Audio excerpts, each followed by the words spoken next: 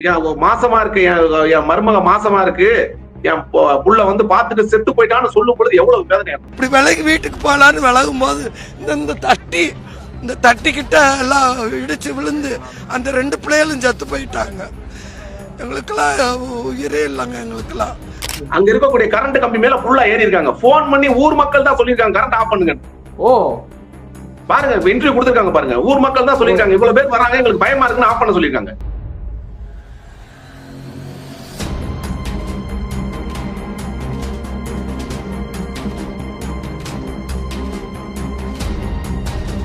உங்க சொன்ன டைம் படியே 3 மணிக்கு என்னமோ வரணும் போல அவர் அந்த இடத்துக்கு. ஆனா வந்திருக்காரு 7 மணிக்கு. 7 மணிக்கு வந்திருக்காரு. இருட்டிச்சு, ஃபுல்லா இருட்டின போது உள்ள வராரு. 7 மணி கிட்டத்தட்ட இன்னும் சொல்ல போனா 12:45 அவங்க பர்மிஷன் வாங்கியிருக்காங்க. ஆமா ஆமா ஆமா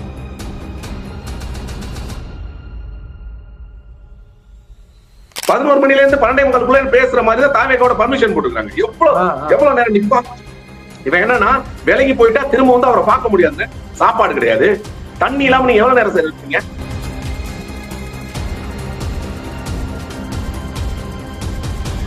பச்சையா சொல்ற, நானே விஜய் ரசிகர் தானே, நானே விஜய் ரசிகர் தான் சார். ஓ நான் விஜய் ரசிகருங்கிறதுக்காக எத்தனை பேர் திட்டு வாங்கிருக்கேன்னு எனக்கு தெரியும். நாங்க சின்ன பிள்ளையா இருக்கும் போது. சரியா? எனக்கு என்ன கோவம் வருதுன்னா, அங்க நின்னவன் எனக்கும் அண்ணன் தம்பி தானே. ஆமா, என்ன மாதிரி தான் ஆர்கியூ பண்ணிக்கிட்டு இருக்குமா? விஜய் முழு பொறுப்பை எடுத்துக்கணும். என்னன்னா நீங்க வந்து ஒரு அரசியல் கட்சி நடத்தும் பொழுது அரசியல் கட்சி இப்படிதான் தொடங்கணும்னு உங்கள்ட்ட எந்த அடிப்படையுமே இல்லாம துவங்கிட்டீங்க. உங்க இதுல வந்து யார் ஆபீஸ் பேரரசுன்னு யாருக்கும் கண்ணுக்கே தெரியக்கூடாதுன்னு தனி ஒரு ஆளா நின்றீங்கல்ல. அப்ப நீங்க இதுக்கும் நீங்க தனி ஒரு ஆளா பொறுப்பெடுத்து